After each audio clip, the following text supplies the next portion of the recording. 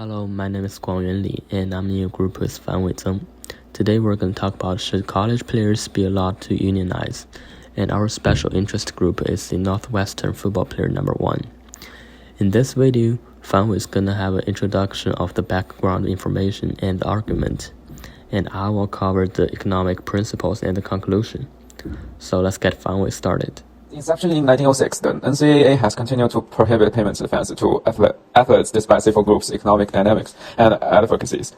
Amateurism in college sporting activities was the major reason the NCAA did not pay their athletes despite their tremendous contribution to the growth of the sport in the United States and Europe. At the onset of the 20th century, athletes playing in Division I basketball, football, and netball generated viable revenue streams for schools, media firms, and video game manufacturers. In 2019, the National College Players Association cited that 86% of college athletes live below poverty as per the U.S. federal guidelines. Compared to the traditional student athletes, the contemporary ones bring more revenue and reputation to their colleges and universities, despite their abilities, efforts, and dedication. The NCAA and NLRB have refused to classify student athletes as full-time employees. The case of lineman Owen Thomas committing suicide in 2011 made the issue of paying student athletes a more controversial topic. After this incident, Coulter wrote APU on his wrists, which means that all players should be united against the repression. Former student athletes like King Coulter's caught battles with his school, and NCAA in 2015 pinpointed a dire state that college sports people undergo.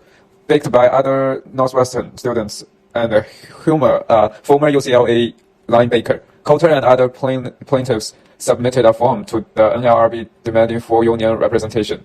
The plaintiffs argued most college players attend practice lessons and training and are expected to compete academically without feasible remuneration and bonuses.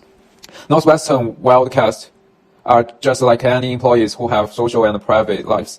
Some of them come from humble and have the obligation of helping their siblings. Coulter argued that they intended to help Northwestern and other student players in Oklahoma, Stanford, USC, and everywhere, but the court's verdict was disheartening and controversial.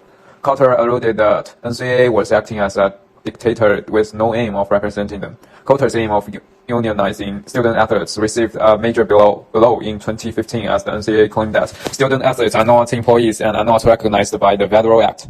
The verdict also affirmed that student sports people participated in sports activities voluntarily. The NCAA further posited that most student athletes are paid in the form of scholarships and travel.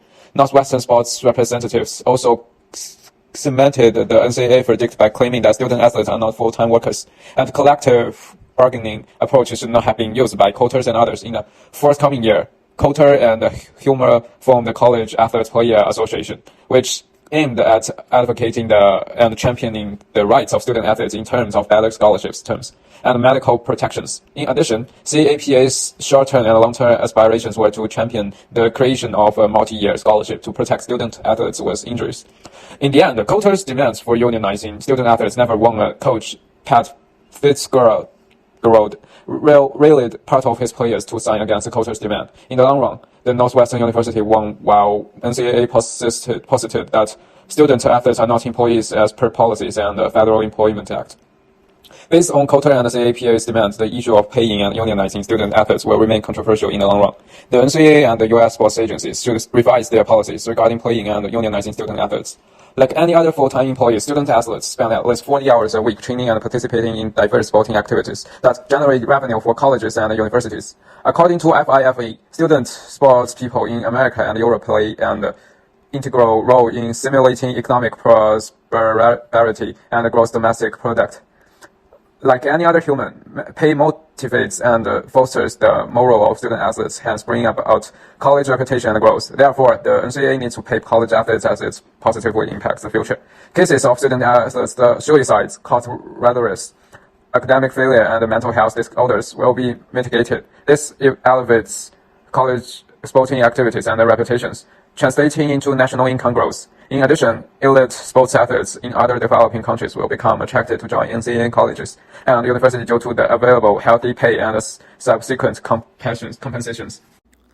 The theoretical underpinnings of economics allude that normal humans require adequate resources to achieve their purchasing and saving power.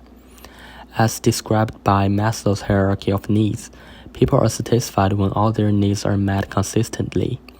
According to the NCAA 19th century statutes, student athletes are only supposed to consume their scholarship package, excluding remuneration. During the 1900s, sporting activities in the United States and Europe never attracted massive fans, but many people attended and paid for their teams as the 20th century approached. This translates into billions of dollars generated by NCAA colleges and universities. On the other hand, college sport people continue to work hard at sporting activities without being paid. In inductive theory, great economists like Karl Marx and Milton Friedman posited that organizations should reward their workforce according to the economic situation and revenue dynamics. Friedman and Marx claimed that highly reimbursed workers enhanced profitability index and firm competitiveness. Theoretically, inductive theorists claim that NCAA is obligated to pay student athletes based on the ballooning revenues. The inductive reasoning is packed on specific observation, pattern recognition, and general conclusion of CAPA and other sporting activists like Coulter. Sales of student athletes' jerseys, royalties, and fees paid by fans attending the sporting activities should translate into the growth of college sports and student athletes' welfare in the long-run perspective. For example, if Northwestern University has 10,000 sporting activities within a year, the student athletes should be given a certain percentage. On the other hand, deductive reasoning made in this graph is packed on the NCAA's notion of not paying its sports people. At equilibrium, when the demand, which is attendance, is 5, the supply is 6. For example, NCAA posits that if they pay student athletes, the supply will increase while the demand will increase, negatively affecting college and university sporting activities. In the United States, many universities largely depend on revenue realized from sporting activities to fund their research educations and other operations. By refusing to pay student athletes, colleges and universities remain profitable as they continue to reduce their average total cost. Revenue streams generated by NCAA sporting activities usually pay coaches and other sporting representatives. It is not logical how NCAA pays coaches extravagantly while settling the hardworking student athletes. Student athletes are also humans that require recognition and remuneration. Most often come from disadvantaged backgrounds that require their help in the future. Also, it is illogical how the well-paid NCAA coaches demand extreme performance and a commitment from student athletes. The creation of viable unions and bodies like CAPA will bridge the gap experienced by student athletes in the contemporary sporting environment. According to the U.S. federal government, a top unionized NCAA coach earns approximately $53,500 annually, while student athletes are consoled with a scholarship package only.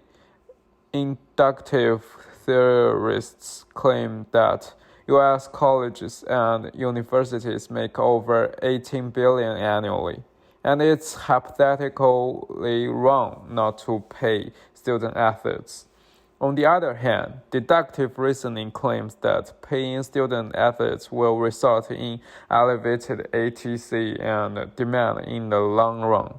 Healthy remuneration advanced to student athletes will bolster revenues while reducing stress-related conditions resulting from on-campus financial distractions faced by such athletes. In conclusion, college athletics plays an important role in fostering college fame, revenue, and ranking. Unionizing and paying student athletes results in boosted morale, academic prosperity, and college image. Like any other blue-collar job that requires commitment and time, college athletes spend at least 40 hours every week on top of their academic undertakings. In inductive economics, time spent by a person should translate to monetary gain based on observation and reasoning. Also, student athletes should be paid and unionized as the revenue raised from sporting activities keeps on ballooning due to increased sporting taste in developed countries.